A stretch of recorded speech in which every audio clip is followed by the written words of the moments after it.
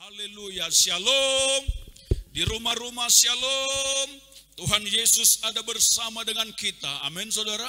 Tuhan tidak dibatasi dengan ruang dan waktu karena keadaan dunia ini membuat kita menjadi seperti ini saudara. Tetapi tetap kita teguh dan kuat di dalam Tuhan. Amin saudara. Tetap kita memandang kepada Tuhan. Biarkan semua Tuhan menolong kota dan bangsa kita. Semua beres saudara. Dan kita akan leluasa kembali berkumpul beribadah. Karena Tuhan menghendaki kita berkumpul, bersekutu bersama sesuai firman Tuhan. Saudaraku yang terkasih, jadi pada saat nanti bisa beribadah bersama-sama, jangan ada seorang pun yang tidak beribadah bersama-sama saudara. Tetapi hari ini kita mau menerima kebenaran firman Tuhan dan juga persiapkan hati Bapak Ibu Saudara dimanapun berada untuk menerima perjamuan kudus Tuhan. Karena itulah kekuatan kita, darah Yesus dan tubuh Kristus yang sudah terpecah-pecah bagi kita. Saudara yang terkasih, kita mau menerima kebenaran firman Tuhan, buka hati kita untuk kita menerima firman Tuhan yang adalah Tuhan sendiri saudara. Maka Tuhan berfirman kepada kita dengan tema yang saya mau berikan kepada kita semuanya. Berdirilah teguh dan tetaplah kuat. Berdiri teguh dan tetaplah kuat, saudaraku yang terkasih. Saudara, keadaan dunia ini semakin tidak menentu dalam kehidupan manusia, saudara. Semuanya sedang dikontrol, dilakukan segala sesuatu, saudaraku. Dan kita menjadi terbatas dalam semua gerak-gerak kita, saudara. Tetapi ketahuilah, saudaraku, bahwa Tuhan ada bersama dengan kita. Kita sedang mau coba dibatasi, hubungan mau coba dibatasi, kasih persaudaraan mau coba dibatasi, saudara. Orang-orang penuh dengan ketakutan, orang-orang penuh dengan kegelisahan, takut saudara melangkah, takut kena ini, takut kena itu saudaraku. Dan semuanya menjadi berkecamuk, semua ekonomi menjadi rusak. Orang-orang banyak yang frustasi dan stres saudara. Orang-orang di PHK. Saya dengar salah satu penerbangan saudara mem-PHK 8.000 karyawannya. Saudaraku dalam waktu 3 minggu ini saudaraku. Begitu menyakitkan sekali. Dan orang-orang menjadi tidak menentu keadaannya saudara. Tetapi firman Tuhan berkata memang itulah keadaan dunia. Saudaraku yang terkasih, dan kita dikehendaki oleh Tuhan tidak boleh menjadi goyah, karena kita adalah umat pemenang yang sudah Tuhan berikan di dalam Yesus Kristus. Saudaraku, itulah sebabnya firman Tuhan berkata, berdirilah teguh dan tetaplah kuat saudara, dalam menghadapi segala situasi, keadaan-keadaan dunia yang sedang kita hadapi ini. Saudaraku yang terkasih, kita membaca di 1 Korintus pasal 16 ayat 13. 1 Korintus pasal 16 ayat 13. Demikian firman Tuhan, saudara bisa baca bersama-sama dengan saya.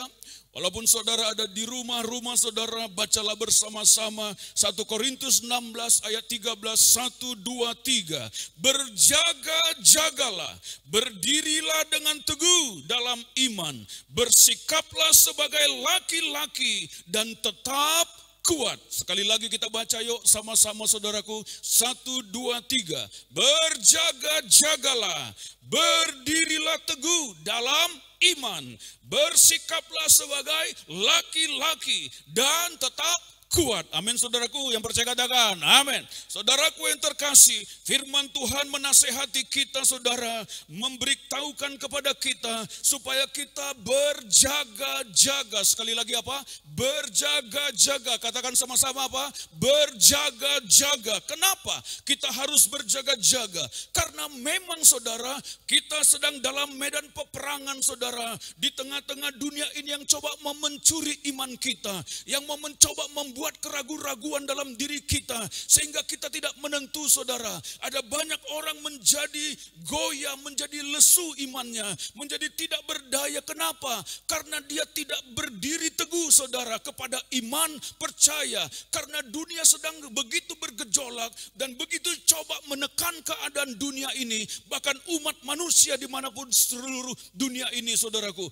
Maka saudara, firman Tuhan berkata, berjaga-jaga, jangan kamu menjadi lemah, jangan kamu menjadi lesu, jangan kamu menjadi loyo saudara dan tidak berdaya. Hadapi semua bersama dengan Tuhan. Jadilah kuat kata firman Tuhan. Berdirilah teguh saudara dalam apa?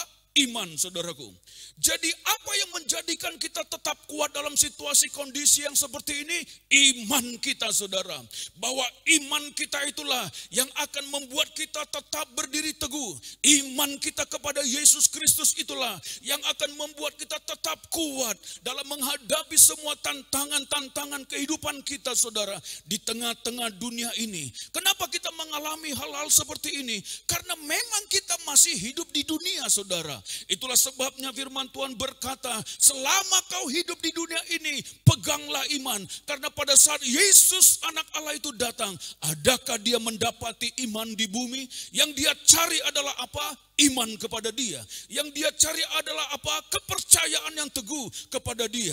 Jadi iman kita akan membuat kita tetap berdiri teguh, saudaraku. Percaya kepada Yesus bahwa dia adalah Allah yang baik. Apapun yang sedang kita hadapi, percayalah dan katakanlah bahwa Tuhan itu baik.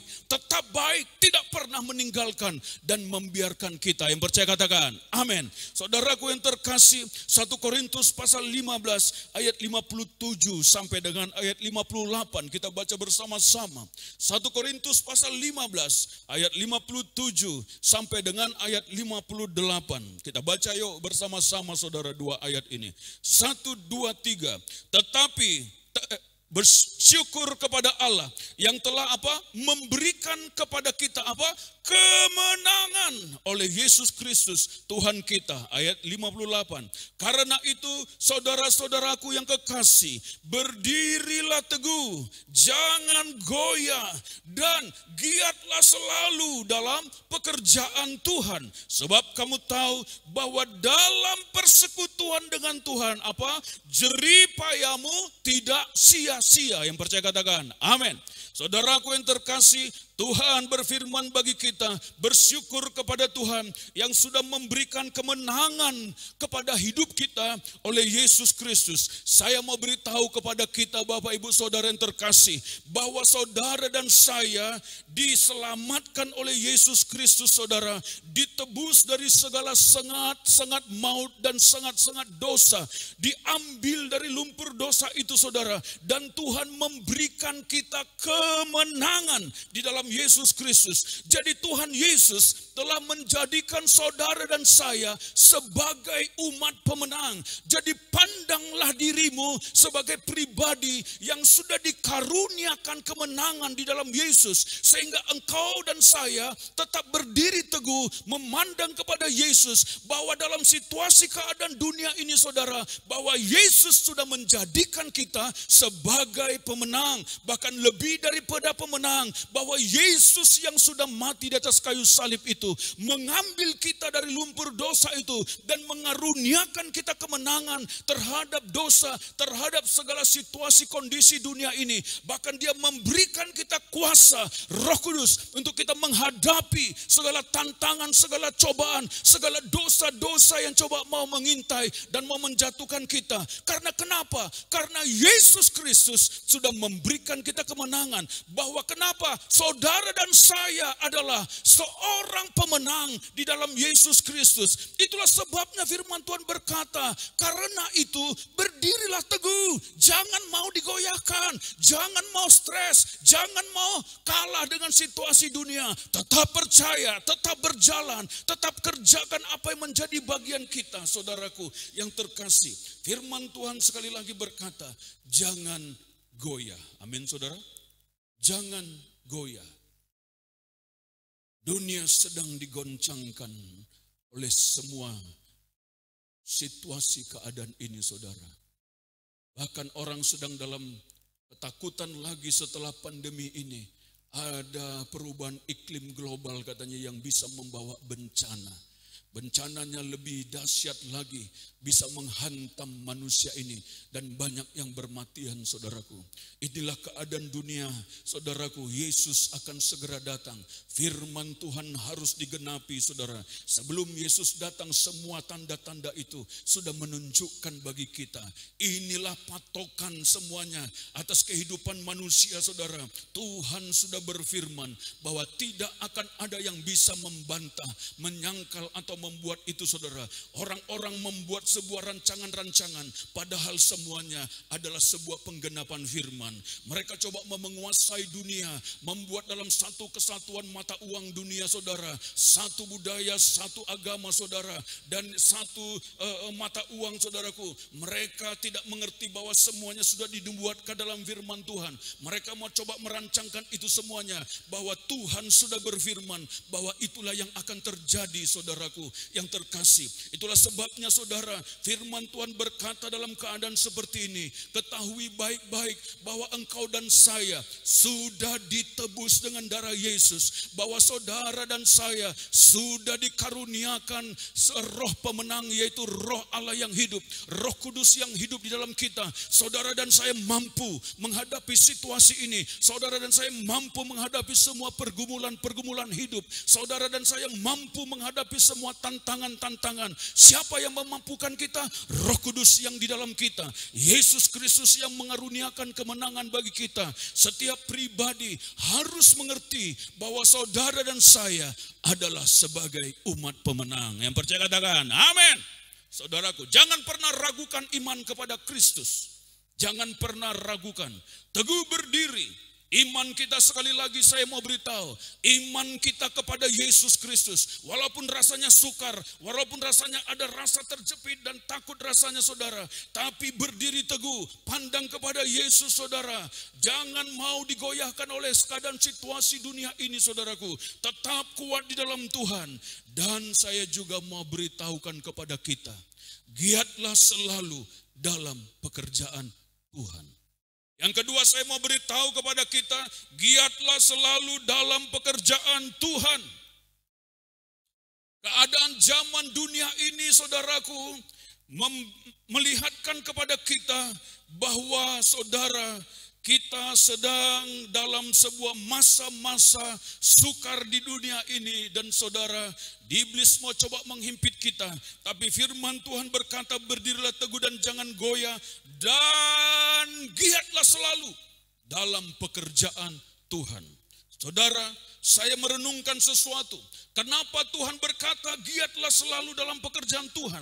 Karena pada saat kita giat dalam pekerjaan Tuhan, tidak ada hal-hal duniawi yang bisa mengganggu dan membuat kita khawatir karena kita berfokus kepada Tuhan. Yang kedua, pada saat kita giat dalam pekerjaan Tuhan, itu menunjukkan bahwa kita dalam satu kondisi iman yang terus tertuju kepada Yesus. Orang-orang yang tidak lagi giat dalam pekerjaan Tuhan, itu membuktikan dia sedang goyah dalam iman percayanya saudara. Kenapa ada orang yang tidak mau lagi melayani Tuhan? Karena imannya sudah mulai goyah. Giat dalam pekerjaan Tuhan membuktikan kita tetap berpegang teguh pada iman percaya kita saudara. Ini penting. Firman Tuhan juga di Efesus berkata bahwa senjata rohani kita adalah peperangan kita berkasutkan kerelaan memberitakan Injil damai sejahtera itu saudara. Artinya apa? Bahwa mengerjakan pekerjaan Tuhan salah satu dari sebuah senjata rohani kita saudara. Kita harus paham Bapak Ibu Saudara yang terkasih. Orang-orang Kristen, anak-anak Tuhan dipanggil bukan untuk kepentingan dirinya sendiri. Saudara kalau mau tetap berdiri teguh, mulai perhatikan orang lain. Mulai melayani pekerjaan Tuhan saudara. Mulai kerjakan apa yang Tuhan inginkan. Giatlah selalu dalam pekerjaan Tuhan. Karena pada saat Yesus datang nanti, saudaraku yang terkasih, Dia mau mendapati kita sedang bekerja. Amin saudara. Sedang apa? Sedang bekerja. Bukan sedang tidur atau bukan sedang mementingkan diri sendiri. Tapi sedang bekerja bagi kemuliaan Tuhan. Jadi Tuhan Yesus menghendaki kita selalu giat. Di zaman-zaman akhir ini saudara, kita harus terus giat. Mengerjakan pekerjaan Tuhan. Jangan menjadi lemah. Jangan menjadi malas-malasan saudara. Lalu memaklumi situasi keadaan yang sedang kita hadapi. Kalau saudara ada di rumah saudara, kita bisa menggunakan handphone Video call, kita mendoakan orang saudara, kita melayani. Kita bisa mengerjakan bagian kita, mengambil waktu bersekutu erat dengan Tuhan saudara. Kerjakan apa yang menjadi bagian kita. Ini zaman-zaman akhir saudaraku. Yesus segera datang dan Tuhan berkata, giatlah selalu, selalulah giat. Jangan henti-henti, jangan berhenti, jangan malas. Kerjakan apa yang menjadi bagian kita. Amin saudara. Apa pekerjaan Tuhan? Giatlah selalu dalam pekerjaan Tuhan. Berbicara apa? Berarti kita harus mengerjakan atau mengurus rumah Tuhan dan melayani jiwa-jiwa. Kita harus tetap mengurus rumah Tuhan. Yang adalah gereja saudaraku, dan berbicara tentang jiwa-jiwa. Layanan dalam rumah Tuhan harus terus dikerjakan. Pelayanan terhadap jiwa-jiwa harus terus dikerjakan. Saudara, harus terus dilakukan. Jadi dalam pelayanan kita dihimbau, disampaikan terus-menerus. Anak-anak Tuhan dalam pelayanan ini tidak boleh bermalas-malas. Tidak boleh hanya mementingkan diri sendiri saudara. Komsel-komsel, penginjilan-penginjilan, one-on-one, pemuritan-pemuritan harus terus dilakukan. Kerjakan apa yang menjadi bagian kita. Lakukan saja untuk kemuliaan Tuhan. Jangan menjadi malas saudara. Kita bisa lakukan secara langsung bersama saudara atau juga lewat telepon dan atau video call saudara. Bisa kita lakukan saudaraku. Lakukan. Saudaraku yang terkasih. Jangan berhenti. Jangan. Ada banyak orang berhenti mengerjakan bagiannya saudara. Karena begitu dihimpit oleh dunia ini saudaraku. 5 gadis, 5 yang bijaksana dan 5 gadis yang bodoh saudara. Mereka bukan tidak percaya kepada Yesus, percaya kepada Yesus. Tapi sedang tertidur dan tidak mengerjakan bagiannya. Itulah sebabnya firman Tuhan berkata, giatlah, giat selalu, kerjakan terus, giat selalu, jangan malas saudara. Saudara bisa perhatikan masa-masa sekarang? Saudara, apa yang mau kita kejar lagi? Saudaraku? Mau kejar kesuksesan dunia yang sedang tidak menentu ini saudara? Apa yang mau kita kejar? Cobalah berpikir jernih saudaraku. Cobalah berpikir sesuai kebenaran saudara. Berpikirlah sesuai dengan apa yang Tuhan firmankan. Apa yang mau kita kejar? Coba renungkan baik-baik. Kau mau kejar kekayaan? Uangmu sedang dikontrol oleh dunia ini. Mau kejar apa lagi saudara? Coba cikal bakal saudara perhatikan. Orang tidak bisa ke sana kemari tanpa vaksin katanya lagi kan. Mau coba diterapkan. Cikal bakal kemana itu saudara? Renungkan kitab Wahyu. Harus mengerti kita. Sebentar lagi orang tidak bisa berpergian kemana kemari. Jual beli saudara kalau tidak ada tanda itu saudaraku. Sekarang masih bisa kita menggunakan itu saudara. Apa hal yang masih wajar. Tapi arahnya ke sana. Kita harus mengerti kalau iman kita mengejar dunia ini saudara dan tidak lagi percaya kepada Yesus dan goyah saudara. Waduh, bahaya kita. Berpikirlah saudara, renungkan firman Tuhan. Ini waktu bukan untuk mengejar dunia. Ini waktu untuk mengejar pribadi Tuhan. Ini waktu untuk mengejar kita lebih lagi bersungguh-sungguh. Memang nanti keadaannya ada masa-masa baik, saudara, tapi jangan terlena. Saya mau beritahu, jangan terlena. Dalam kondisi yang baik itu, dalam masa sekarang di depan kita, hati-hati. Gunakan waktu dengan baik. Karena sebentar saja, mereka sudah mengatur segala sesuatu. Dunia ini sedang dibawa dalam sebuah keinginan-keinginan manusia yang tidak mengenal Tuhan. Saudara, jaga diri. Jadi yang perlu kita lakukan apa? Giatlah selalu dalam pekerjaan Tuhan. Apa itu pekerjaan Tuhan di masa-masa sekarang yang bisa kita lakukan? Saya mau bagikan, dengarkan baik-baik. Perhatikan baik-baik firman Tuhan. Saudara, mari kita membaca Matius pasal 25, ayat 35 sampai dengan ayat 40. Saya mau sampaikan kepada kita, apa pekerjaan Tuhan terhadap jiwa-jiwa yang hari-hari ini bisa kita lakukan.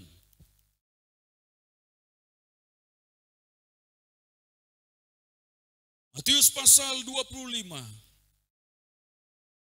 ayat 35 sampai dengan ayat 40. Sebab ketika aku lapar, kamu memberi aku apa? Makan. Ketika aku haus, kamu memberi aku minum. Ketika aku seorang asing, kamu memberi aku tumpangan. Ketika aku telanjang, kamu memberi aku pakaian. Ketika aku sakit, kamu melawat aku. Ketika aku dalam penjara, kamu mengunjungi aku. Maka orang-orang benar itu akan menjawab dia, katanya, Tuhan, bila manakah kami melihat engkau lapar dan kami memberi engkau makan, atau haus dan kami memberi engkau minum? Bila manakah kami melihat engkau sebagai orang asing dan kami memberi engkau tumpangan, atau telanjang dan kami memberi engkau pakaian? Bila manakah kami, kapankah kami melihat engkau sakit atau dalam penjara dan kami mengunjungi engkau? Perhatikan ayat 40, saudaraku, ayat 40. Dan raja itu akan menjawab mereka, aku berkata kepadamu apa? Sesungguhnya segala sesuatu yang kamu lakukan untuk salah seorang dari saudaraku yang paling hina ini, kamu telah melakukannya untuk aku. Jadi apa pekerjaan Tuhan yang hari-hari ini Tuhan perlihatkan kepada kita, saudara? Perbuatan baik kita. Amin, saudara. Ada banyak orang yang sedang terhimpit dalam situasi kondisi ini, saudara. Ada orang yang tidak bisa makan lagi di rumahnya, saudaraku. Mari bekerja bersama-sama melayani Tuhan, berbuat baik kepada semua orang yang bisa kita lakukan, saudara, bersama-sama.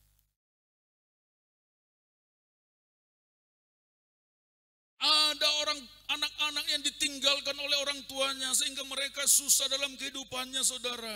Ada banyak orang-orang terlantar hari-hari ini dan tidak bisa mendapatkan sesuatu yang baik lagi, saudara. Menikmati kasih dari keluarganya, menikmati sebuah perhatian-perhatian, saudara. Mereka menangis, mereka menderita, rasanya tidak ada lagi yang memperhatikan. Saya mau beritahu kepada kita, gereja dipanggil untuk melakukan perbuatan baik, saudaraku. Layani jiwa-jiwa giat dalam pekerjaan Tuhan, saudara. Berbuat baik kepada orang-orang yang bisa kita lakukan bagi mereka, terutama saudara-saudara kita seiman. Inilah pekerjaan Tuhan hari-hari ini yang Tuhan perlihatkan bagi kita.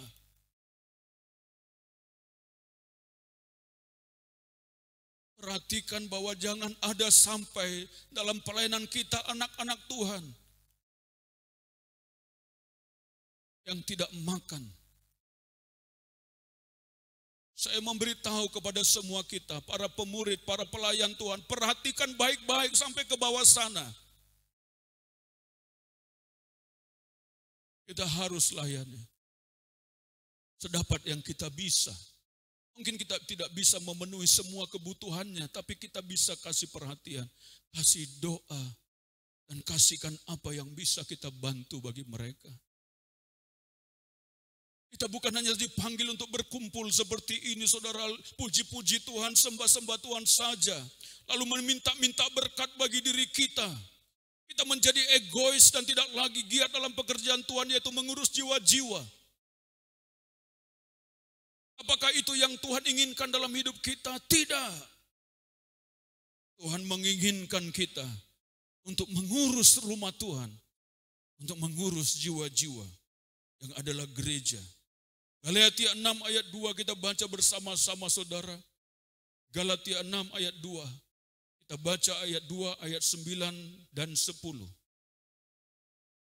Kita baca yuk, saudara, sama-sama ya. Ini firman Tuhan yang harus kita lakukan bersama-sama di rumah Tuhan. Galatia 6 ayat 2. Kita baca sama-sama dan ayat 9 sampai 10. 1, 2, 3. Bertolong-tolonganlah menanggung bebanmu. Demikianlah kamu memenuhi apa? Hukum Kristus. Sekali lagi yo, ayat 2. 1, 2, 3. Bertolong-tolonganlah menanggung bebanmu. demikianlah kamu memenuhi hukum Kristus. Ayat 9 dan ayat 10, 1, 2, 3. Janganlah jemu-jemu berbuat baik, karena apabila sudah datang waktunya, kita akan menuai jika kita tidak menjadi lemah. Ayat 10. Karena itu, selama masih ada kesempatan bagi kita, marilah kita berbuat baik kepada semua orang, tetapi terutama kepada kawan-kawan kita seiman. Amin, saudara. Firman Tuhan jelas memperlihatkan kepada kita, segala sesuatu yang kamu lakukan untuk saudaraku yang paling hina ini, engkau melakukannya untuk aku.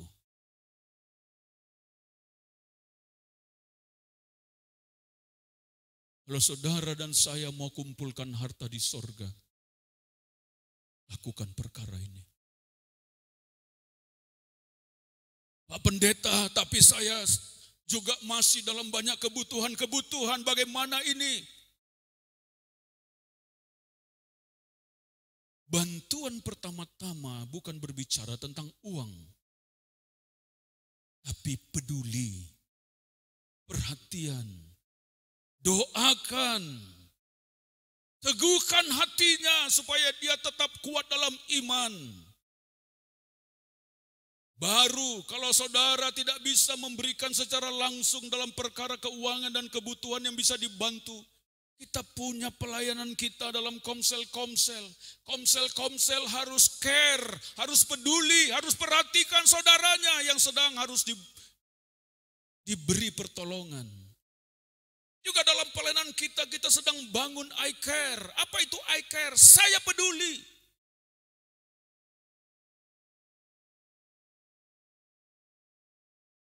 Amin, saudara. Peduli. Apa bukti dari kepedulian, saudara? Memberi. Saudara tidak memberi, saudara berarti tidak peduli.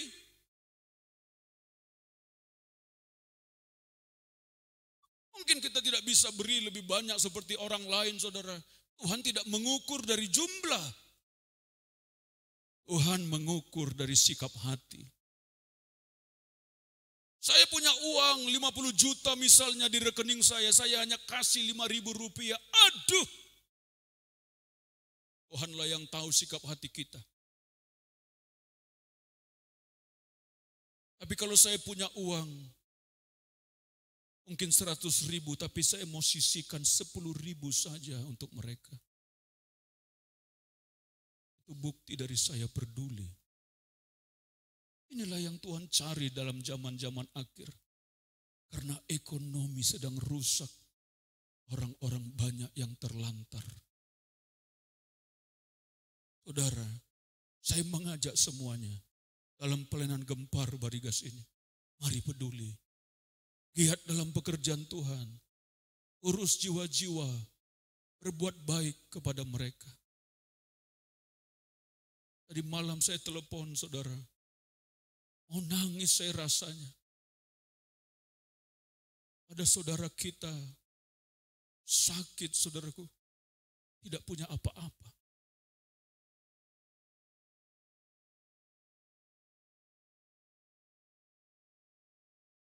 Kita harus cepat langsung bertindak. Semua komsel-komsel, saudara yang beribadah pada hari ini yang mendengarkan firman, mari belajar peduli. Tidak berguna kita hidup kalau tidak menjadi berkat bagi orang lain. Tidak berguna saudara tabung uang banyak-banyak tapi tidak dialokasikan untuk kepentingan kemuliaan Tuhan bagi orang lain. Tidak ada gunanya itu.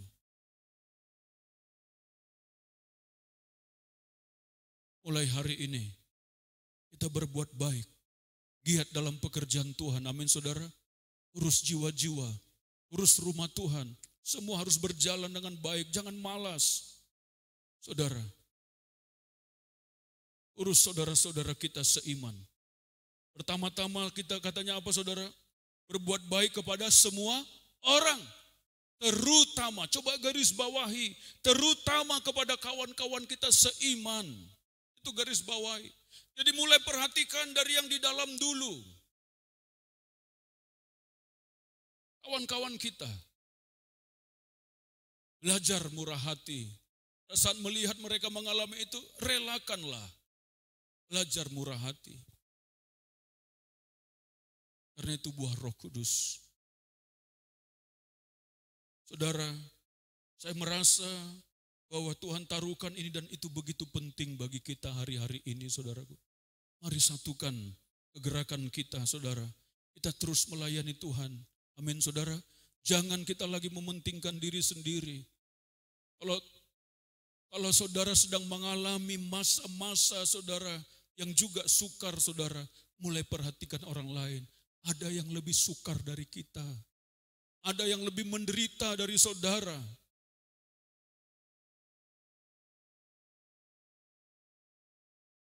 Ada yang mungkin saja sudah tidak makan 3 hari. Istri saya pernah cerita. Dia pernah tidak makan 3 hari 3 malam. Karena memang tidak punya uang. Akhirnya dia balikkan keadaan itu. Dia ambil waktu untuk berpuasa. 3 hari 3 malam. Sampai Tuhan memberikan berkat-berkatnya. Dan berkat yang terbesar bagi dia adalah dia dapatkan seorang suami yang di depan saudara ini. Itu berkat yang besar. Karena Tuhan tahu keadaannya, hatinya. Atau mungkin di tempat kita, dalam pelayanan kita ada yang sedang seperti itu, Pak, Bu, saudaraku. Kita belajar perhatikan. Amin, saudara. Ya, saudaraku. Jadi bertolong-tolonganlah. Jadi itulah sebabnya firman Tuhan berkata, saudara, tetap teguh. Pelayanan pekerjaan Tuhan menjadikan kita tetap dalam kekuatan iman kita. Tapi kalau kita sudah kehilangan sebuah hasrat melayani Tuhan, berarti ada yang salah dalam hidup kita, dalam iman kita. Ada yang salah dalam kerohanian. Kenapa dia tidak mau lagi melayani Tuhan? Kenapa dia tidak mau lagi menjadi berkat bagi orang lain dan mengurus jiwa-jiwa dalam rumah Tuhan? Ada sesuatu yang salah. Perbaiki semuanya, saudara, ambil bagian, bergandengan tangan dalam pelayanan kita, komsel-komsel dan setiap pribadi berdiri teguh dan tetap kuat dalam iman, saudara. Bertindak sebagai laki-laki artinya apa? Bahwa ada sebuah kekuatan, laki-laki berbicara gambaran kekuatan, saudara. Yesus tetap kuat, saudara, dan saya tetap kuat dan kerjakan pekerjaan Tuhan. Giat selalu, jangan menjadi lemah. Bekerja, saudara, doakan, doakan, doakan.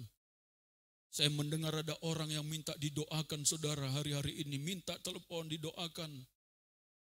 Bahkan orang-orang yang tidak kenal Tuhan, yang punya sahabat-sahabat, saudara, datang minta didoakan.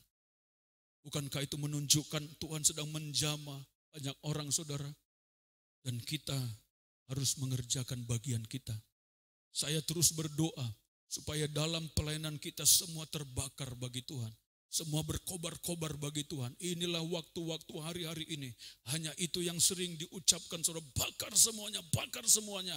Tidak ada yang tertidur, tidak ada yang biasa, biar bergejolak. Tapi saya melihat sesuatu. Coba dengarkan. Pada saat Tuhan bekerja dengan luar biasa, Dia akan membuka-buka hal-hal yang harus dibereskan. Karena tidak mungkin ada orang bisa terbakar rohnya menyala-nyala kalau ada dosa di dalamnya. Tidak mungkin. Bereskan, bereskan. Pada saat saudara diperhadapkan oleh sesuatu, saudara, bereskan kepada Tuhan. Biarkan roh itu membuat kita berkobar-kobar bagi Tuhan. Jangan takut, saudaraku. Kerjakan apa yang Tuhan inginkan. Tinggalkan semua yang tidak berkenan kepada Tuhan. Karena Roh Kudus Tuhan sedang bergerak di tengah-tengah kita. Dalam pelayanan kita ini, saudaraku. Orang yang tidak meresponi Tuhan, maka dia akan ketinggalan. Dengarkan baik-baik sekali lagi saudaraku yang terkasih. Orang yang tidak meresponi Tuhan akan ketinggalan. Responi Tuhan. Kalau dia suruh bereskan, bereskan. Dia suruh tinggalkan hal yang tidak berkenan, tinggalkan. Dia minta lebih lagi fokus kepada dia. Fokus lebih lagi. Kerjakan bagian kita. Amin saudara. Hari ini kita mau berdoa bersama-sama. Dan bahkan